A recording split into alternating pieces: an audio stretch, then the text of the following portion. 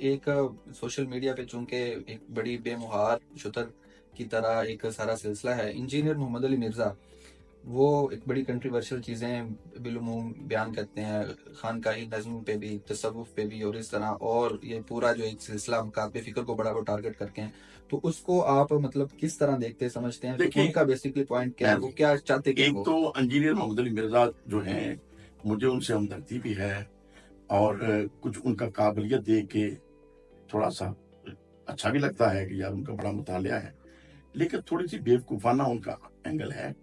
ایک جملہ وہ بولتے ہیں کہ میں فرقوں کا قائل نہیں۔ اچھا، یہ جملہ اٹسیلف بیوقوفانہ ہے۔ مجھے محمد علی مرزا صاحب بتائیں، ٹھیک ہے وہ اہل حدیث میں نہیں ہے، بریلوی بھی نہیں ہے، دیوبندی میں نہیں ہے، کسی فرقے میں نہیں ہے، لیکن وہ ایک فرقہ، کیا ان کا نام کیا ہے، وہ انجینئر محمد علی مرزا، تو وہ ایک علمی کتاب بھی وہ بولتے ہیں، تو وہ علمی کتاب بھی نواز یا فرقہ پھر انہوں نے بنا دیا نا، یہ اٹسیلف ایک فرقہ ہے۔ جب ایک اکثریت ایک ہی چیز کو فالو کرے تو وہ اس کو کیا کہیں گے؟ پھر آپ چاہے اس کو نہ ایکسپٹ کریں، لیکن وہ ایک فرقہ بن گیا نا، جاتا ہے، وہ ایک فرقہ بن گیا، گروپ کی شکل اختیار کرتا ہے۔ ہاں، تو یا تو یہ کہ انجینئر محمد علی مرزا کے ارد گرد بیٹھنے والے ہر بندہ ڈفرنٹ اوپینین کا ہے، ہر بندہ قرآن پاک کو خود پڑھ رہا ہے، ہر بندہ حدیث پاک کو خود پڑھ رہا ہے، جب وہ سارے اس کو فالو کر رہے ہیں اور اس کو فالو کر کے اوٹ پٹانگ کرنا جو اس کی سوچیں ہیں وہ جب ہائی لائٹ کرتا ہے اور لوگ اس کو ایکسپٹ کرتے ہیں تو اٹ سیلف فرقہ ہو گیا۔ یہ کیسے کہتے ہیں کسی فرقے میں نہیں ہوں؟ یہ جملہ ہی پاگلوں والا ہے۔ مولانا طارق جمیل صاحب بھی، میں ان کی بڑا احترام کرتا ہوں، وہ بھی جملہ بولتے ہیں میں کسی فرقے میں نہیں ہوں۔ میں کہتا ہوں طارق جمیل صاحب آپ خود ایک فرقہ بن چکے ہیں۔ یہ جملہ بیوقوفانہ جملہ ہے۔ دوسری بات یہ ہے کہ دیکھیں، انجینئر محمد علی مرزا کو شاید نماز نہیں آتی، نماز پڑھے نا ان کو سمجھ آ جائے گی دین کیا ہے۔ اللہ تعالیٰ ایک ہی دعا کراتا ہے، اہدنا الصراط المستقیم صراط الذین انعمت علیہم، کہ میری بارگاہ میں جب بھی آؤ یہی مانگو، الہی مجھے سیدھی راہ دے دے، راہ ان لوگوں کی جن پر تو نے انعام کیا۔ اب میں انجینئر صاحب سے پوچھتا ہوں، وہ لوگ اللہ ہے یا غیر اللہ ہے؟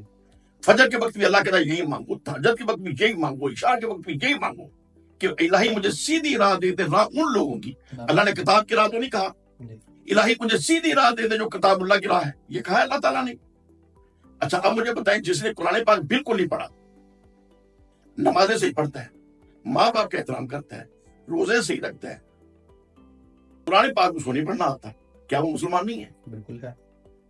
تو کیا انجینئر کہے گا اس نے کتابیں نہیں پڑھی تو مسلمان نہیں ہے؟ یہ تو پاگل انسان ہے۔ میں بالکل پاگل کہتا ہوں، بیوقوف انسان ہے۔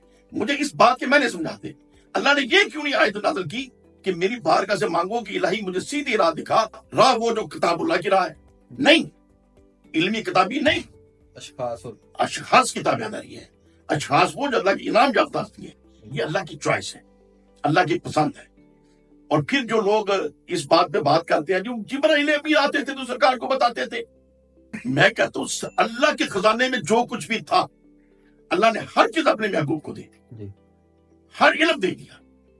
جب پھر کہتے ہیں کہ آپ کو فلاں چیز کا بھی پتا تھا، جبرائیل نے بتایا، تو میں یہ کہتا ہوں مجھے یہ بتائیں، اللہ کو تو پتا ہے نا، تو ہم جو ایمان رکھتے ہیں کہ ہمارے جو فرشتے اللہ کو سانپ دیتے ہیں، اس کا مطلب اللہ کو ہمارے سانپ کا نہیں پتا؟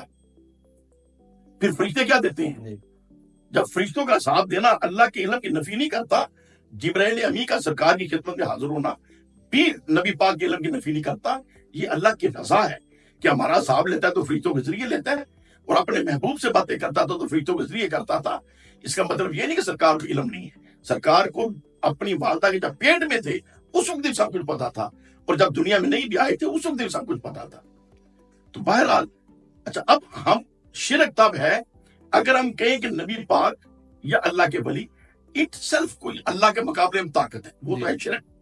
جب ہم کہیں کہ اللہ نے انہیں عطا کیا اور اللہ کے فضل و کرم سے ان کی دعا جو ہے مقبول بارگاہ ہے، تو ہم ان سے دعا کرائیں، جب ان کی خدمت میں عرض کریں، تو یہ شرک نہیں ہے، یہ اللہ کے حکم کی تعمیل ہے۔